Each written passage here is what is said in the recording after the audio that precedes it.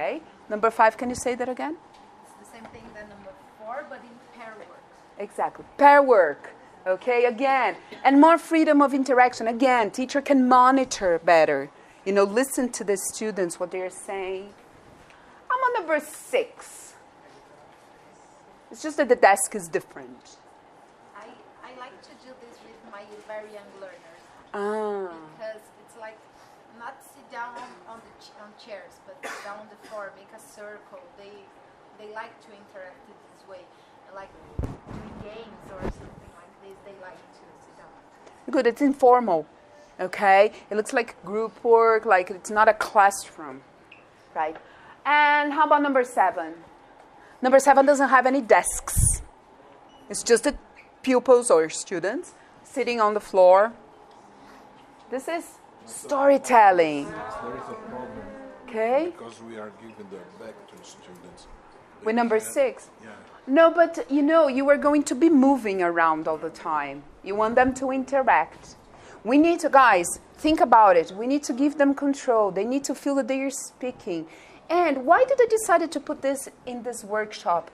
Because this influences everything that we've been talking about, especially this storytelling. There's nothing like, I'm going to tell you a story, when you sit on the floor, when you show a big book, or even with the PowerPoint. But the thing is that once you move and you rearrange the class, you stir something in them and you motivate them. Oh, it's different. The classroom is different because they expect to come to the classroom and see the chairs on the same place every time. Surprise them once in a while. Make this experiment. I'm going to change my class like once a week. Or if you have 3 classes, or every day, or once every 2 weeks, it's going to be different class. So what kind of arrangement? You have like 7 ideas here. So you have 7 weeks of ideas that we will surprise them. And variety is the spice of life. You still have to do the routine, okay? I'm going to tell you, not a story. I'm not going to make you sit on the floor, okay? But when I was teaching children, at the very beginning of my career, I heard, this is from it's a very old article. But then I was teaching and I had this routine, correction, homework, and etc. And then I heard this girl, she was 9, and she was very bright. She was the one that she would read the dictionary and the word above and the word below, just to learn. But then she said, she was like this. Agora ela vai corrigir a prova, agora ela vai fazer não sei o quê, agora não vai. She was talking to herself, but she knew my class by heart. I don't know what happened later. I don't know how I taught that class because I was so like, oh my God, am I that boring? And I still had to do those things, but I started surprising them. And this article came. This is a very old article, but it came in handy because they were surprised. Teacher, o que a gente vai fazer hoje? Okay, in Portuguese, but that's okay. They came to class and they were like, oh, okay, so this is a different activity. And this, when you don't have desks, you encourage more participation because the desk is kind of an obstacle, right? It's like a teaching career. So when you sit on the floor, you feel more comfortable. Okay. So this is still about the learning process. Now we finished, and we're going to spend the last few minutes, 10 minutes, talking about the teacher and the student. Here's the thing. What the students are thinking is the same idea that we are thinking, but different. Okay, that makes no sense, right? But think about this. We know he's bored. And we are thinking now, oh, he's bored because this, he's not a motivated student and etc. But what if we think something like, we know, so we need to start thinking about why. And what he's thinking is not that he's bored. He's thinking about something else. We don't see eye to eye, that's my point, with our students. But let me explain. What do you think they're thinking here? What are you thinking? This is you, okay? This represents every single person in this room, okay? And this represents our students. What is number 1 thinking? Oh, you can go ahead. This is no right or wrong answer. It's just to make you think about it. Is anybody happy here? No. Just Number 4. What is number 4 doing? The headphones. Okay, and we are thinking about, oh my God, I need to finish the reports and lesson plan, and I need to correct 200,000 tests and everything. So this picture is just, this is, just a phone. This is like, sometimes we're disconnected to what you're thinking. I was observing classes, and of course it's easier for us when we're observing. Sometimes when you're teaching, you're in a bad day, you had problems, and that's totally fine. But sometimes we miss opportunities to help them because we're disconnected to what they're thinking. So let's see what we can do. So the child's mind and the teacher's mind, they don't necessarily see, eye to eye. What can we do to help? Okay, tell me. I'm going to give you one, and you can maybe suggest others. Characteristics of children. And then we have very young learners and children, okay? They're extremely active. Yes. Yeah. What else is a characteristic of young learners? Of learners, in fact, children. What? They do. Oh, it's here. Okay, bingo. They do. They like to speak. They want to share. Some of them are shy. But most of them like to talk. We came to motivation, right? Right. For children are easier to motivate because they're self-motivated. In fact, have you ever asked like that child, why are you learning English? It's important for my future. They do say that because they hear their parents saying that, but. That doesn't matter. That's totally disconnected to their lives. Do they know what a job interview is? One of those days I was teaching, and one of those children said, I don't care about my future. And my mom always says, you need English to your future. And then I told him, but do you want to travel? Do you want to know other places? Yes, I want. I want to go to, I don't know. He said, Miami and everything. And I said, but you have to speak another language. How they will understand you. How you're going to buy a t-shirt. How you're going to eat. I can handle myself. No, you're not. You can't. But I think it's wrong when we say, it's good for your future. Because there's a lot of things that is good for your future. I'm going to tell you how even the traveling is a little bit disconnected. My son speaks English. Long story, but he does.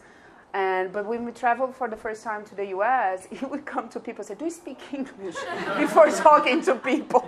Because he didn't understand it. He was disconnected to geography and culture and stuff. But he knows English. He sees it on YouTube. He has English classes. But see, so even for traveling, it was something that he couldn't see.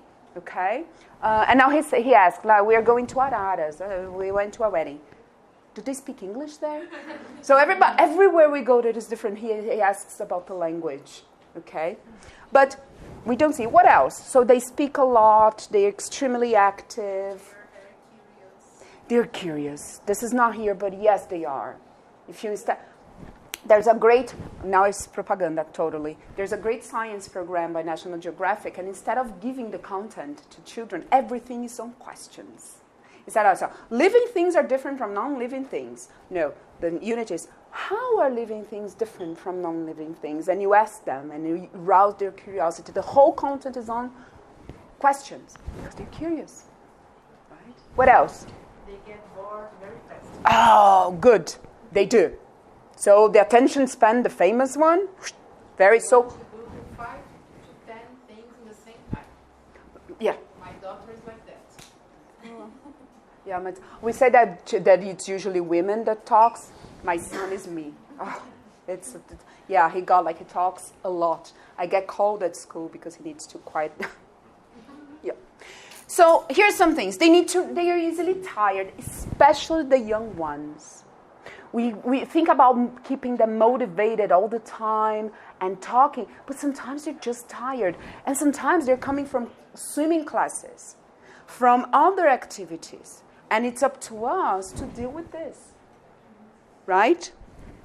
They can have difficult. This is for small children. And this is something that I was like, it helped me when I saw. Young children, they have difficulty with small print. Sometimes the words you use, you need to make them large and colorful. There's a reason why children's, classrooms are colorful, because they pay more attention. They like to talk, right? No question about it. And we were talking about the feedback. They're sensitive to criticism and ridicule. So we need to be really careful on how we talk to them, okay? They are most are very eager to please the teacher. They want to show you their drawings. They want to show you the bug they captured. They want to show you, the poop of the dog on the street. They really, really want to call your attention. Is there anything here that you'd like to add?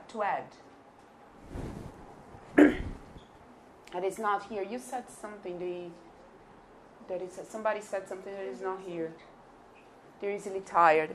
Anyways, just to finish today, let's see each one of those, and let's see what we can do about it. It's very nice that we know this, but we need to do something about it.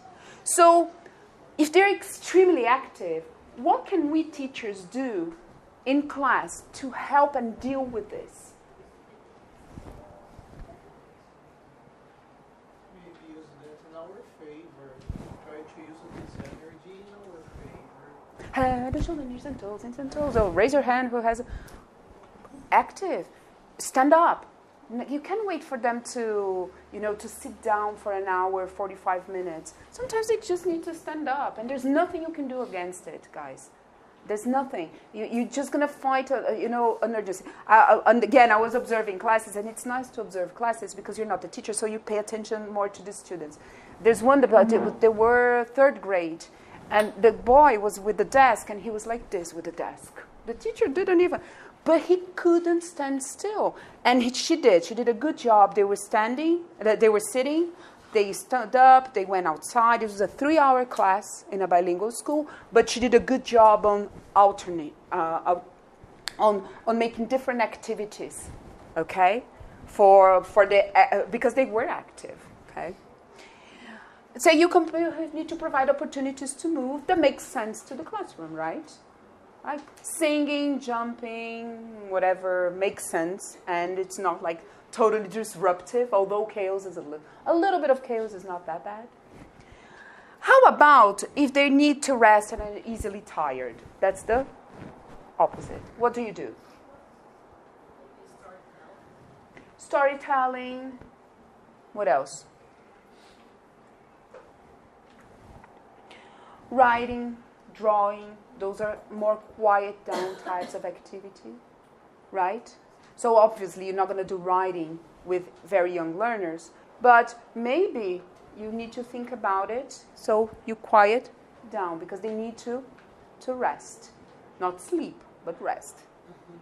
Okay. How about can have difficulty focusing on fine print or small objects? That's an easy one. What do you do?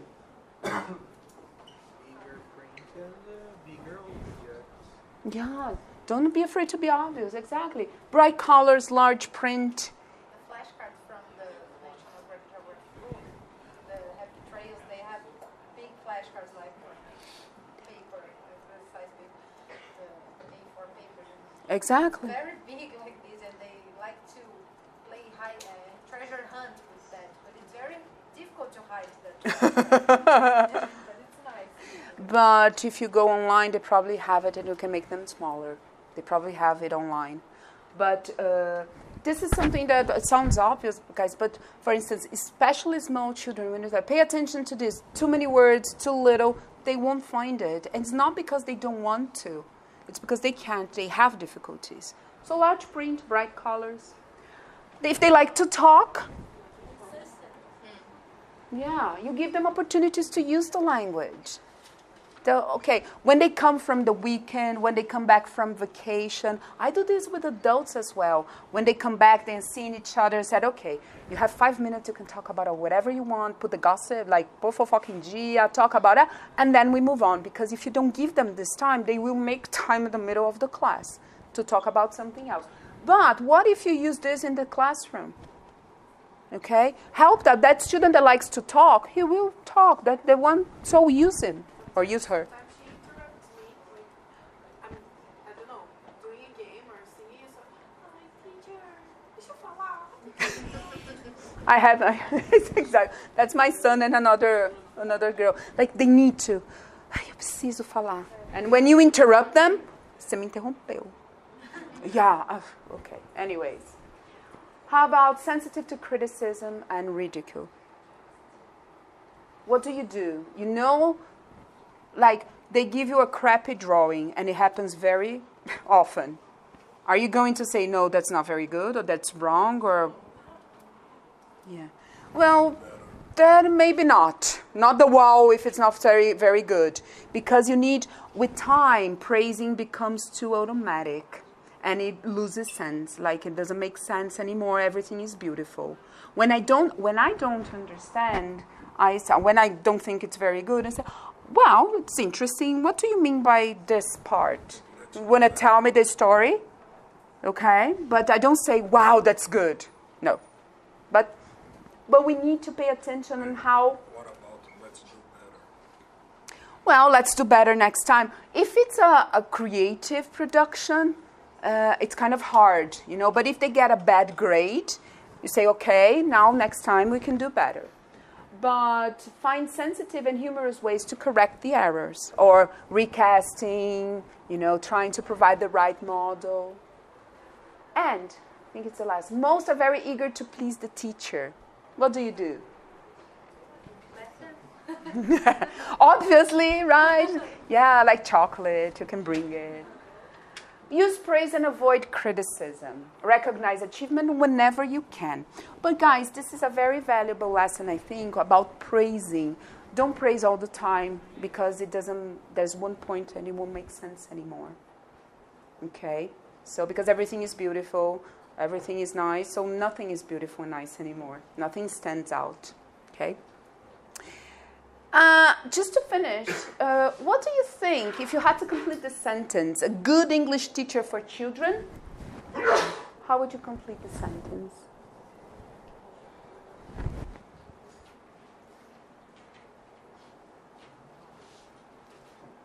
It doesn't have to be a whole paragraph. I know you're thinking writing like a whole essay right now, but how would you...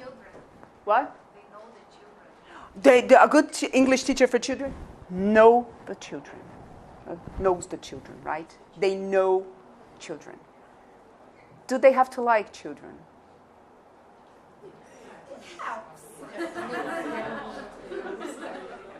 Yeah, that's a tricky one, right? Because it helps. It helps.